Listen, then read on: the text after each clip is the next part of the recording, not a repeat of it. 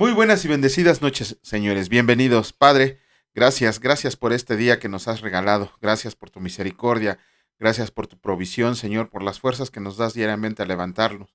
Te agradecemos infinitamente por el alimento recibido, por el alimento espiritual, pero sobre todo porque nos das fuerza para seguir en esta empresa que has puesto en nuestras manos, en esta comisión que nos has puesto, de leer y llevar tu palabra a aquellos que lo necesitan. Te pedimos que nos conserves así muchos años hasta que tu voluntad y tu propósito lo permitan, pero que siempre estemos sirviéndote. En el nombre de Cristo Jesús, amén. Muy buenas noches, señores, bienvenidos. Ya estamos de nueva cuenta aquí. Hoy, pues, más o menos de tiempo andamos. Pero bueno, para no andar viendo si estamos bien o estamos mal, vamos a comenzar. Ayer terminamos el libro de Jueces, uno de los libros, pues, más, ¿cómo decirlo? Pues más extraños, ¿no? Muchas narraciones al inicio y al final, medio lúgubres. De hecho, ayer que lo terminamos, uno de los capítulos más feos que puede haber en la palabra de Dios, feos en el sentido por la narración que podemos leer ahí, ¿no? En el capítulo 19, ¿qué pasó? Ok, vemos ahí que dice la palabra que la mujer de un levita lo abandonó porque la mujer quería ser ramera y se fue a vivir a la ciudad de sus padres. El levita, la palabra no se explica por qué, si fue por amor o por venganza, por lo que haya sido, fue a buscar a su mujer a casa de su padre, era una concubina. El padre lo recibió muy contento por haber ido por ella y dice la palabra que después de 3 días el levita se quiso despedir, pero el padre no lo dejaba, que siguieran ahí festejando que él había ido por su mujer. Hasta el quinto día y en la tarde el levita pudo salir. Dice la palabra que se dirigieron hacia Jebús, lo que es Jerusalén. Ajá, pero no se quisieron quedar ahí. Fíjense nada más, el levita con su mujer, dos burritos y un criado, no se quisieron quedar en Jerusalén, en Jebús, porque él dijo que estaba lleno de paganos. Sin embargo, como lo vamos a ver más adelante, le hubiera ido 1000 veces mejor si se hubiera quedado ahí que a donde llegó. Él llegó a un pueblo llamado Gabá, que era propiedad de la tierra de Benjamín. Ajá, cuando llegó ahí, prácticamente la palabra dice que se iba a quedar a vivir, a dormir en la calle. Yo me imagino que es una especie de placita o algo así, donde se estaba acomodando. Y entonces la palabra nos dice así, la palabra, que un hombre viejo de la tribu de Efraín pasó, le hicieron plática y le ofreció hospedaje. Cuando los hombres de Gabá se dieron cuenta de que este señor estaba alojando en su casa a Levita con su concubina y un criado, le exigieron al de Efraín, al anciano de Efraín, que, ¿cómo se llama? Que sacara a ese hombre. ¿Y para qué? La palabra lo dice, querían abusar sexualmente de este hombre, ¿no? De él, ni siquiera de la mujer, querían abusar de él. Si recuerdan cuando leímos el libro de Génesis en el capítulo 19, es exactamente la misma situación que pasaron los ángeles en Sodoma y Gomorra. Nada más que en aquella ocasión, pues eran unos ángeles a quienes estaban retando y la palabra menciona que los dejaron ciegos. Pero aquí no hubo nadie que los salvara en ese momento. Y entonces el anciano de Efraín les dijo que no hicieran nada a este hombre, que si querían le sacaba a la concubina y a su hija virgen.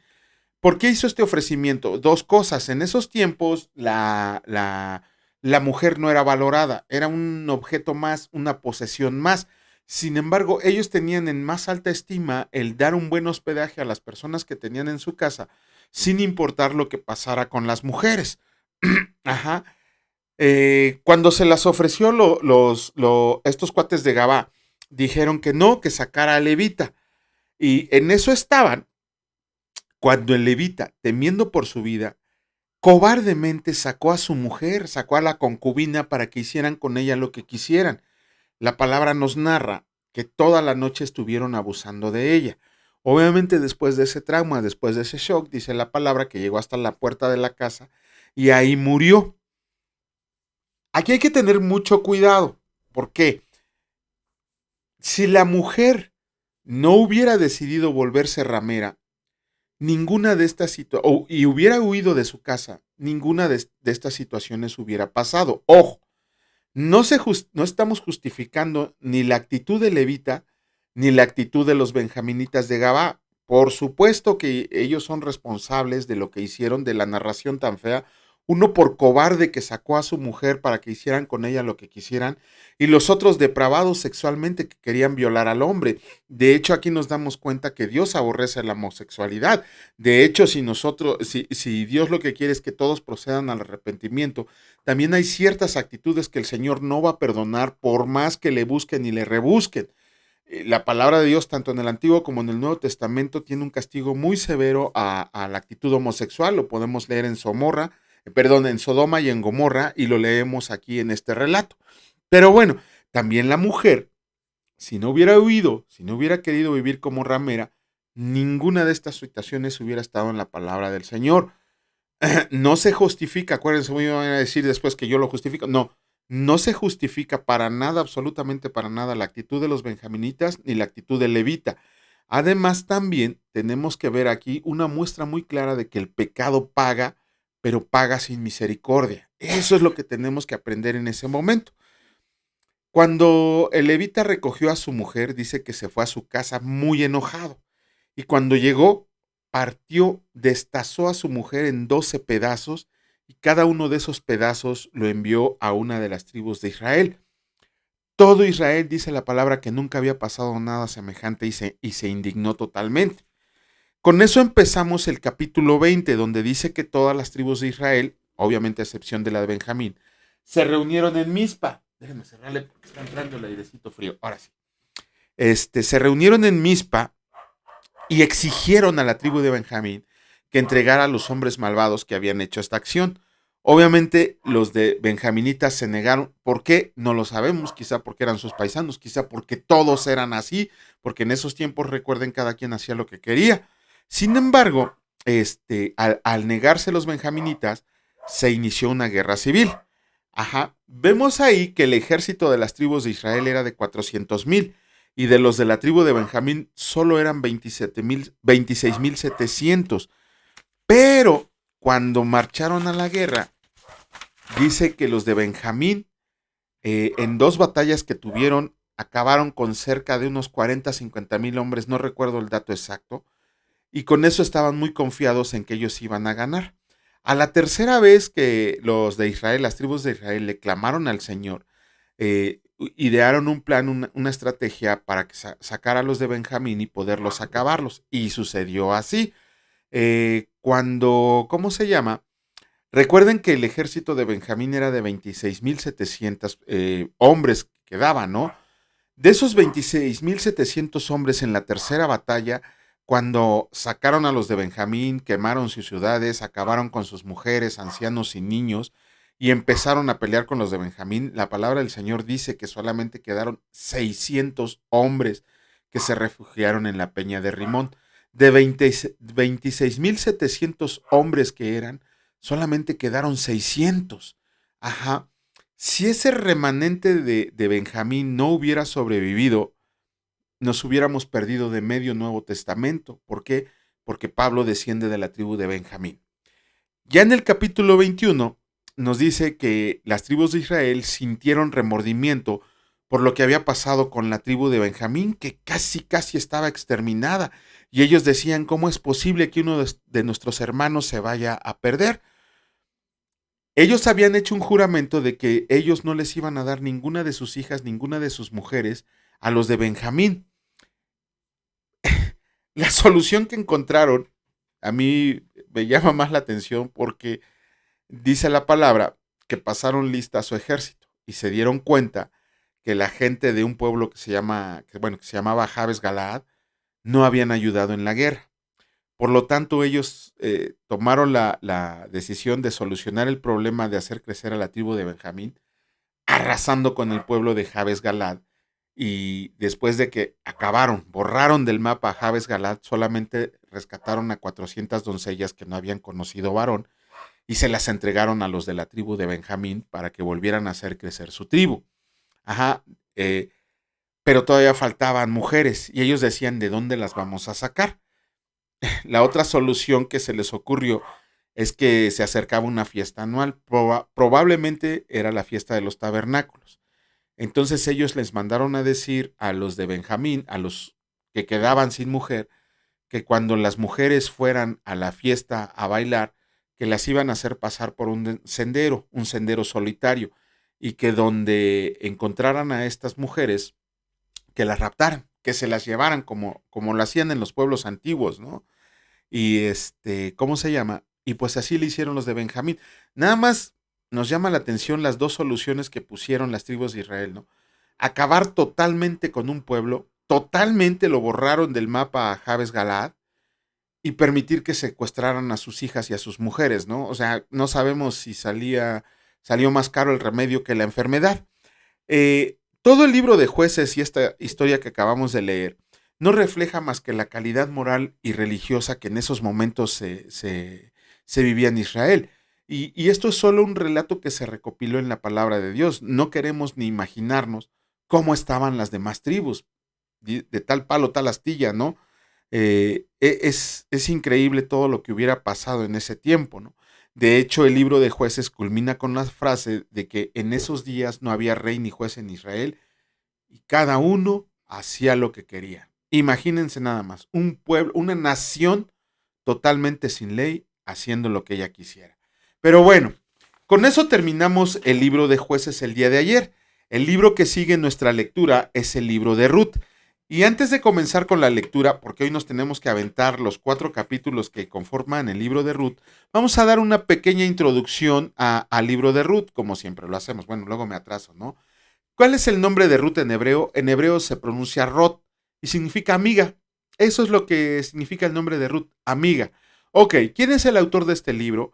La gran mayoría de los eruditos y la tradición judía dicen que es desconocido, que muy probablemente hubiera sido el profeta Samuel. La fecha de escritura también están de acuerdo que aproximadamente fue escrito entre el 1040 y el 1100 a.C. ¿De qué se trata este libro? La fidelidad a Dios, aún en épocas, en lugares en donde había una infidelidad totalmente a la palabra del Señor, pero que también nos llama que la fidelidad, perdón, también menciona que la fidelidad traerá la bendición de Dios. El libro de Ruth es una historia de amor, una muy bella historia de amor, de devoción y de redención en una época muy oscura durante el periodo de jueces, ¿no? Es la historia de una mujer moabita de la tribu de Moab que abandona su cultura pagana, su gente y su pueblo, para ella, por decisión propia, quedar unida al pueblo de Dios. Ajá. Por esa fidelidad mostrada en un tiempo de infidelidad nacional, es sorprendente que una extranjera mostrara más fidelidad y más fe a Dios que cualquier otro habitante de Israel, pero esa fidelidad fue recompensada por el Señor. Ajá. Esta mujer, esta amiga, cuando su suegra quedó sola, sin hijos, y se iba a ir a estar mendigando a su pueblo, ella decide no abandonarla y la acompaña al pueblo que la vio nacer, ¿no? Esa es una gran muestra de gratitud y compañerismo. Ruth, por medio de su suegra, fue instruida en los caminos del Señor, y esa enseñanza convirtió a Ruth en una mujer obediente a los designios del Señor, y esa obediencia a la palabra de Dios, a la ley de Dios, nada más ni nada menos la convirtió en la bisabuela de David. Ajá. La historia de David la historia de Ruth nos trae muchas lecciones, pero de las más importantes es la de que nosotros debemos de confiarle a Dios todas nuestras circunstancias y nuestro futuro, no solo lo que estamos pasando, sino también nuestro futuro. Además de que enriquece la definición de amor redentor que Dios tiene por nosotros, pero a través de Jesucristo, quien nos redime y nos reintegra a su familia celestial. Vamos a comenzar con la lectura de los capítulos de Ruth. Vamos a iniciar con el capítulo 1, pues sin modo que iniciemos con el 4, ¿verdad? Capítulo 1 del libro de Ruth, Ruth y Noemí. Aconteció que en los días que gobernaban los jueces, que hubo hambre en la tierra, ay Dios, no lo había visto, que hubo hambre en la tierra, y un varón de Belén de Judá fue a morar en los campos de Moab, él y su mujer y 2 hijos suyos. El nombre de aquel varón era Elimelec, y el de su mujer Noemí, y los nombres de sus hijos eran Malón y Kelión, efrateos de Belén de Judá. Llegaron pues a los campos de Moab y se quedaron ahí. Y murió Elimelec, marido de Noemí, y quedó ella con sus 2 hijos, los cuales tomaron para sí mujeres moabitas. El nombre de una era Orfa, y el nombre de la otra Ruth. Y habitaron ahí unos 10 años, y murieron también los dos, Malón y Kelión, quedando así la mujer desamparada de sus 2 hijos y de su marido. Entonces se levantó con sus nueras y regresó de los campos de Moab, porque oyó en el campo de Moab que el Señor había visitado a su pueblo para darles pan. Salió pues del lugar donde había estado y con ella sus dos nueras, y comenzaron a caminar para volverse a la tierra de Judá. Y Noemí dijo a sus dos nueras: Anden, vuélvanse cada uno a la casa de su madre. El Señor haga con ustedes misericordia, como la habían hecho con los muertos y conmigo. Les conceda el Señor que hay en descanso, cada una en casa de su marido. Luego las besó, y ellos alzaron su voz y lloraron, y le dijeron: Ciertamente nosotras iremos contigo a tu pueblo. Y Noemí respondió: Vuélvanse, hijas mías, ¿para qué han de ir conmigo? ¿Tengo yo más hijos en el vientre que puedan ser sus maridos? Vuélvanse, hijas mías, y váyanse, porque yo ya soy vieja para tener marido, y aunque dijera, esperanza tengo, y esta noche estuviera con marido, y aún diera a luz hijos, ¿habían de ustedes de esperarlos hasta que fueran grandes? ¿Habrían de quedarse sin casar por amor a ellos? No, hijas mías, qué mayor amargura tengo yo que ustedes, pues la mano del Señor ha salido contra mí. Y ellas alzaron otra vez su voz y lloraron, y Orfa besó a su suegra, mas Ruth se quedó con ella. Y Noemí dijo: He aquí tu cuñada se ha vuelto a su pueblo y a sus dioses, vuélvete tú tras ella. Respondió Ruth: Ah, no me ruegues que te deje y me aparte de ti, porque a donde quiera que tú vayas, iré yo, y donde quiera que vivieras, viviré. Tu pueblo será mi pueblo, y tu Dios mi Dios. ¡Uah! Donde tú mueras, moriré yo, y ahí seré sepultada. Así me haga el Señor y aún me hallada, que sola la muerte hará separación entre nosotras dos. Y viendo Noemí que estaba tan resuelta a irse con ella, no dijo más. Anduvieron pues ellas dos hasta que llegaron a Belén, y aconteció que habiendo entrado en Belén, toda la ciudad se conmovió por causa de ellas, y decían: ¿No es esta Noemí? Y ella le respondía: No me llames Noemí, sino llámenme Mara, porque en grande amargura me ha puesto el Todopoderoso. Yo me fui llena, pero el Señor me ha vuelto con las manos vacías. ¿Por qué me llaman Noemí? Ya que el Señor ha dado testimonio contra mí, y el Todopoderoso me ha afligido. Así volvió Noemí y Ruth la moabita, su nuera, con ella. Volvió de los campos de Moab, y llegaron a Belén al comienzo de la siega de cebada. Capítulo 2. Escrito está: Ruth recoge espigas en el campo de Booz. Tenía Noemí un pariente de su marido, un hombre rico de la familia de Elimelech, el cual se llamaba Booz. Y Ruth la moabita dijo a Noemí: Te ruego que me dejes ir al campo y recogeré espigas en pos de aquel a cuyos ojos hallare gracia. Y ella le respondió: Ve, hija mía. Fue pues, y llegando, espigó en el campo en pos de los segadores, y aconteció que aquella parte del campo era de Booz, el cual era de la familia de Elimelech. Y he aquí que Booz vino de Belén y dijo a los segadores: El Señor sea con ustedes. Y ellos respondieron: El Señor te bendiga. Y Booz dijo a su criado, el mayordomo de los segadores: ¿De quién es esta joven? Y el criado, mayordomo de los segadores, respondió y dijo: Es la joven moabita que volvió con Noemí de los campos de Moab, y ha dicho: Te ruego que me dejes recoger y juntar tras los segadores entre las gavillas. Entró pues, y está desde la mañana y está desde por la mañana hasta ahora, sin descansar ni aun por un momento. Entonces Booz dijo a Ruth: Oye, hija mía, no vayas a espigar a otro campo, ni pases de aquí, y aquí estarás junto a mis criadas. Mira bien el campo que siguen y síguelas, porque yo he mandado a los criados que no te molesten.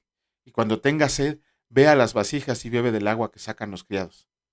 Ella entonces, ella entonces, bajando, se inclinó a tierra, su rostro, perdón, ella entonces bajando su rostro se inclinó a tierra y le dijo: ¿Por qué he hallado gracia en tus ojos para que me reconozcas siendo yo extranjera? Y respondiendo Booz le dijo: He sabido todo lo que has hecho con tu suegra después de la muerte de tu marido, y que dejando a tu padre y a tu madre y la tierra donde naciste, has venido a un pueblo que no conociste antes. El Señor recompense tu obra y tu remuneración sea cumplida de parte del Señor Dios de Israel, bajo cuyas alas has venido a refugiarte. Y ella dijo: Señor mío, halle yo gracia delante de tus ojos, porque me has consolado, y porque has hablado al corazón de tu sierva, aunque no soy ni como una de tus criadas. Y vos le dijo a la hora de comer: Ven aquí y come del pan, y moja tu bocado en el vinagre. Y ella se sentó junto a los segadores, y él le dio del potaje y comió hasta que se sació y le sobró.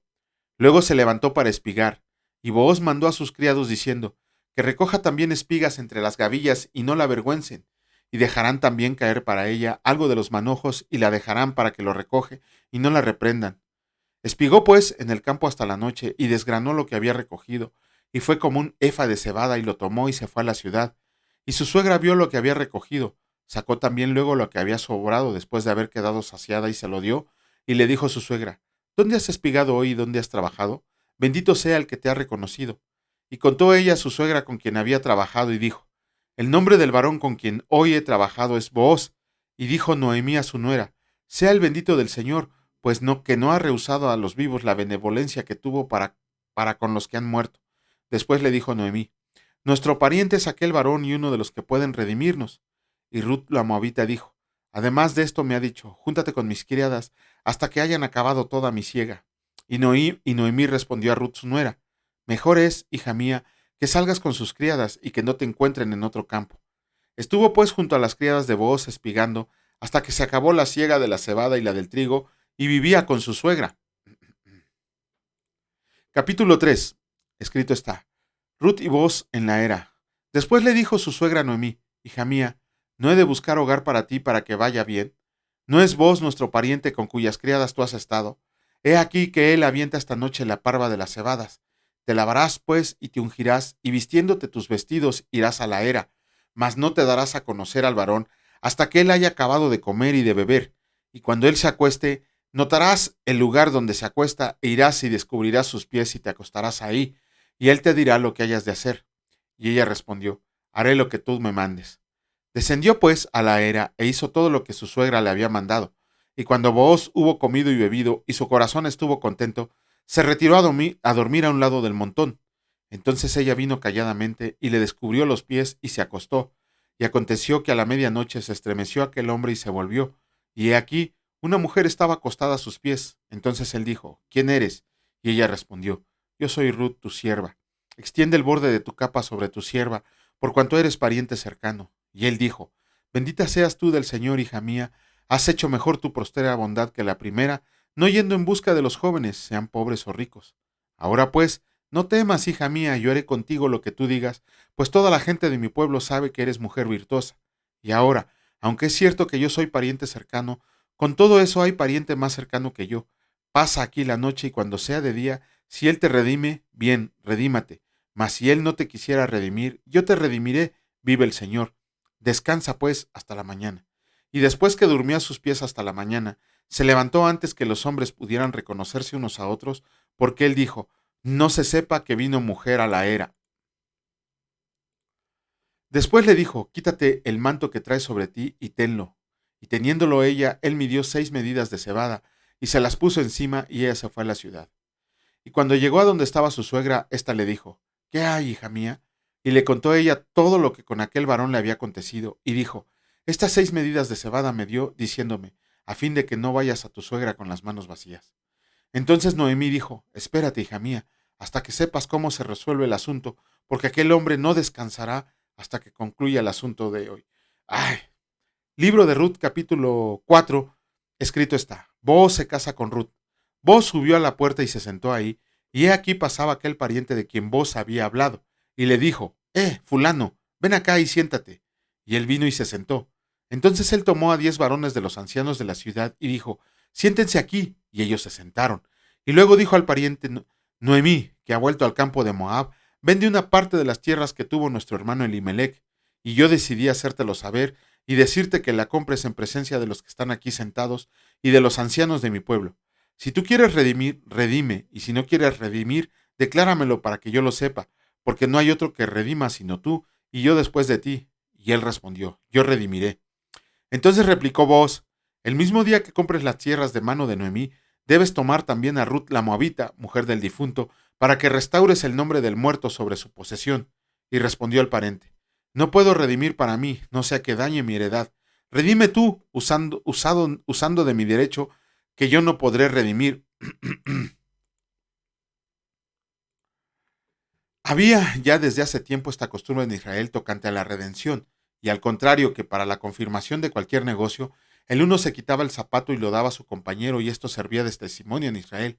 Entonces el pariente dijo a Booz, tómalo tú, y se quitó el zapato, y Booz dijo a los ancianos y a todo el pueblo, ustedes son testigos hoy de que he adquirido de mano de Noemí todo lo que fue de Elimelech, y todo lo que fue de Kelión y de Malón, y que también tomo por mi mujer a Ruth la Moabita, mujer de Malón, para restaurar el nombre del difunto sobre su heredad, para que el nombre del muerto no se borre de entre sus hermanos y de la puerta de su lugar.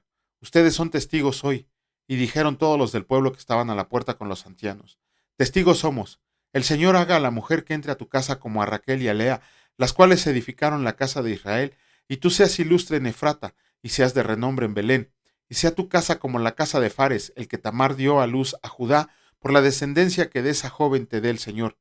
Vos pues tomó a Ruth, y ella fue su mujer, y se llegó a ella, y el Señor le dio que concibiera y diese a luz un hijo.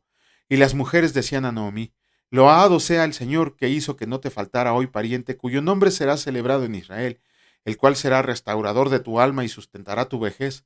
Pues tu nuera, que te ama, le ha dado a luz, y ella es de más valor para ti que 7 hijos. Y tomando Noemí el hijo, lo puso en su regazo y fue su aya. Y le dieron nombre las vecinas diciendo: le ha nacido un hijo a Noemí, y lo llamaron Obed. Este es el padre de Isaí, padre de David. Estas son las generaciones de Fares. Fares engendró a Esrón, Esrón engendró a Ram, y Ram engendró a Aminadab. Aminadab engendró a Nazón, y Nazón engendró a Salmón. Salmón engendró a Boz, y Boz engendró a Obed. Obed engendró a Isaí, e Isaí engendró a David. Con esto no solo terminamos la lectura de Ruth, sino terminamos el libro de Ruth. Mañana, si Dios lo permite, estaremos haciendo el comentario correspondiente. Vamos a comenzar con la lectura. En esta ocasión nos toca iniciar con el capítulo 9 del libro de Marcos. ¿Pero qué leímos ayer? Ok, ayer terminamos el capítulo 8 y por ahí de los versículos 27 al 30 y, como 33, 34, vimos un pasaje que a mí siempre en lo particular me ha llamado mucho la atención. Vemos que el Señor Jesús iba camino a Cesarea de Filipos. Ajá. Y en ese camino, el Señor Jesús le pregunta a sus discípulos que quién pensaba la gente que era. Ellos le respondieron que la gente decía que era un gran hombre. Ajá. Híjole, eso voy a repetir unas palabras que dijo Paul Washer acerca de que en esta tierra, cuando leemos la palabra de Dios, luego tenemos la costumbre de decir: era un gran hombre de Dios, o luego de pastores o de gente que conocemos, decimos: es un gran varón de Dios, pero en realidad Paul Washer nos pone los pies en el piso y dice: no hay grandes hombres, no hay ningún grande hombre, el único grande hombre que ha existido en este mundo fue Jesucristo cuando se encarnó en hombre. De ahí en fuera, todos son unos hombres inútiles, perversos, impíos, pecadores. No hay ningún gran hombre para que nadie se ande dando el título o le andemos dando el título a los hombres de grandes, ¿no? Eh, Decían de Jesucristo que era un gran hombre, otros decían que era la reencarnación de Juan el Bautista y unos más decían que era Elías o alguno de los profetas del Antiguo Testamento. Ajá. Pero también tenemos que ver que la honra humana, la honra del hombre, en realidad resonda. ¿Por qué? Eh, Porque el Señor Jesús o era Dios, o era un engañador, o un loco, o una leyenda. No hay otra posibilidad. O el Señor Jesús era Dios, o no era Dios. No hay ninguna otra posibilidad. En eso estaban cuando el Señor Jesús le pregunta a sus discípulos: bueno, ¿y ustedes quiénes piensan que soy? No sabemos si les dio tiempo de contestar o no, o si platicaron entre ellos. El impulsivo del grupo, el líder del grupo, el boquiflojo del grupo, el que más hizo enojar a Jesús, pero también el que más fe tenía y el que más hizo preguntas, Pedro. Pedro contestó que él era el Cristo. El Cristo era el Mesías, el ungido que Israel esperaba. Y intelectualmente, en su mente, Pedro ya sabía que Jesús era el Cristo. Pero a partir de que lo conoció, algo dentro de él cambió, algo que lo hizo decir con una profunda convicción que debía de vivir para Cristo de ahora en adelante, que debía vivir para Cristo y con un total abandono a él mismo. Tendría que ser un siervo del Señor. eh, el Señor Jesús lo halaga, ¿no? Le dice, bueno, en este evangelio no, pero en otro vamos a leer, que le dice que, Pedro, bendito seas porque eso no lo dijiste tú, sino que lo dijiste por medio de Dios. No lo dijo carne y sangre, sino que lo dijo Dios. Vemos ahí que en eso estaban, cuando le dice a sus discípulos que él tenía que padecer, ser rechazado y ser condenado a muerte, pero que también iba a resucitar. Cuando el Señor Jesús les dijo eso, otra vez Pedro, Otra vez el buen Pedro regaña al Señor Jesús. Imagínense eso, Pedro regañando al Señor Jesús, diciéndole que no permitiera que eso pasara. Solo 5 versículos pasaron después de su magna declaración para que el Señor Jesús se volviera y le dijera a Pedro: apártate de mi vista, Satanás, porque no te fijas en las cosas de los hombres.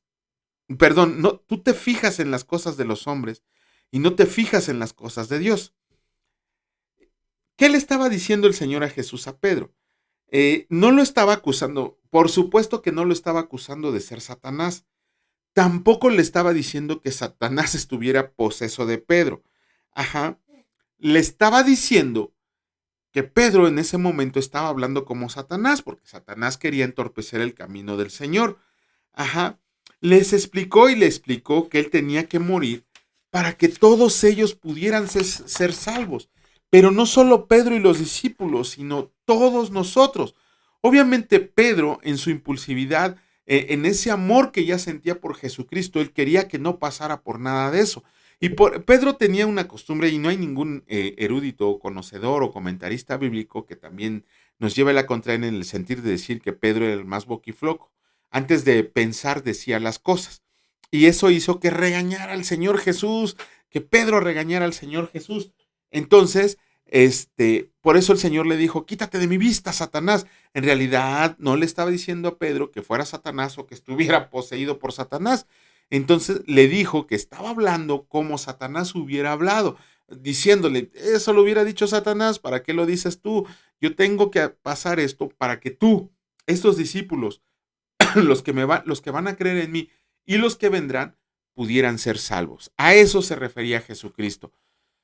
Vamos a comenzar con la lectura del día de hoy. Nos toca el capítulo 9 de los versículos 1 al 32 y escrito está: también les dijo: de cierto les digo que hay algunos de los que están aquí que no gustarán la muerte hasta que hayan visto el reino de Dios venido con poder.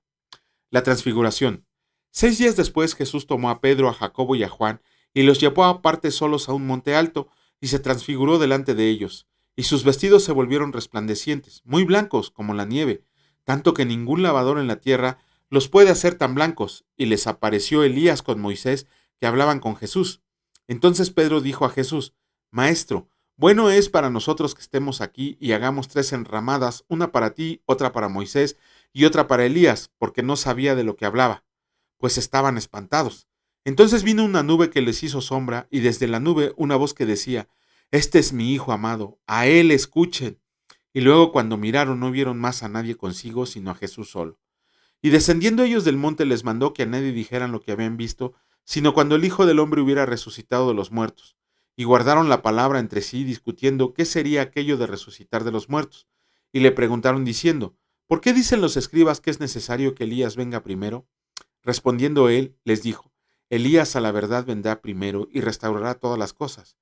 Y como está escrito del Hijo del Hombre que padezca mucho y sea tenido en nada, pero les digo que Elías ya vino y le hicieron todo lo que quisieron, como está escrito de él.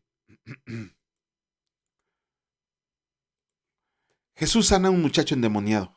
Cuando llegó a donde estaban los discípulos, vio una gran multitud alrededor de ellos y escribas que disputaban con ellos, y enseguida toda la gente viéndole se asombró y corriendo a él les saludaron. Después él les preguntó: ¿qué disputan con ellos? Y respondiendo uno de la multitud dijo: Maestro, traje a ti a mi hijo que tiene un espíritu mudo, el cual donde quiera que le toma, le sacude y echa espumarajos, y cruje los dientes y se va secando. Y dije a tus discípulos que lo echaran fuera y no pudieron. Y respondiendo él les dijo: Oh generación incrédula, ¿hasta cuándo he de estar con ustedes? ¿Hasta cuándo los he de soportar? Tráiganmelo. Y se lo trajeron. Y cuando el espíritu vio a Jesús, sacudió con violencia al muchacho, quien cayendo en tierra se revolcaba, echando espumarajos. Jesús preguntó al padre: ¿cuánto tiempo hace que le sucede esto? Y él dijo: desde niño. Y muchas veces le echa en el fuego y en el agua para matarlo. Pero si puedes hacer algo, ten misericordia de nosotros y ayúdanos. Jesús le dijo: si puedes creer, al que cree todo le es posible. E inmediatamente el padre del muchacho clamó y dijo: creo, ayuda mi incredulidad. Y cuando Jesús vio que la multitud se agolpeaba, reprendió al espíritu inmundo diciéndole: espíritu mudo y sordo, yo te mando, sal de él y no entres más en él. ¡Wow! Entonces el espíritu, clamando y sacudiéndole con violencia, salió, y él quedó como muerto, de modo que muchos decían, está muerto. Pero Jesús, tomándolo de la mano, lo enderezó y se levantó. Cuando él entró en su casa, sus discípulos le preguntaron aparte, por qué nosotros no pudimos echarlo fuera? Y él les dijo, este género con nada puede salir, sino con oración y ayuno. Jesús anuncia otra vez su muerte. Habiendo salido de ahí, caminaron por Galilea, y no quería que nadie lo supiera, porque enseñaba a sus discípulos y les decía, el Hijo del Hombre será entregado en manos de hombres, y le matarán, pero después de muerto, resucitará al tercer día. Pero ellos no entendían esta palabra y tenían miedo de preguntarle. Gracias a Dios terminamos con la lectura correspondiente del día de hoy. Señor, te alabamos, te bendecimos, te damos gloria y honra por habernos escogido antes de la fundación del mundo, porque sabemos que desde que estábamos en el vientre de nuestra madre, tú nos elegiste y nos diste vida para cumplir con el propósito que has designado. Te pedimos, Señor, que por medio de la lectura diaria de tu palabra, nos muestres cómo podemos hacer tu voluntad a cada uno de nosotros, que sirvamos para ese propósito al que fuimos llamados y sobre todo, Señor, que nos convirtamos en siervos tuyos, Señor, que podamos agradar a tus ojos todo lo que sea que nosotros hagamos. Asimismo, que tu Espíritu nos redarguya para saber cuándo estamos a punto de ceder a la tentación y que nos haga entrar en el conocimiento tuyo para alejarnos rápidamente. Gracias, Señor, por todo esto que nos has dado en el nombre precioso de tu Hijo Cristo Jesús. Benditos sean por siempre y para siempre. Amén. Que Dios les bendiga, señores, y si Dios lo permite, nos vemos el día de mañana.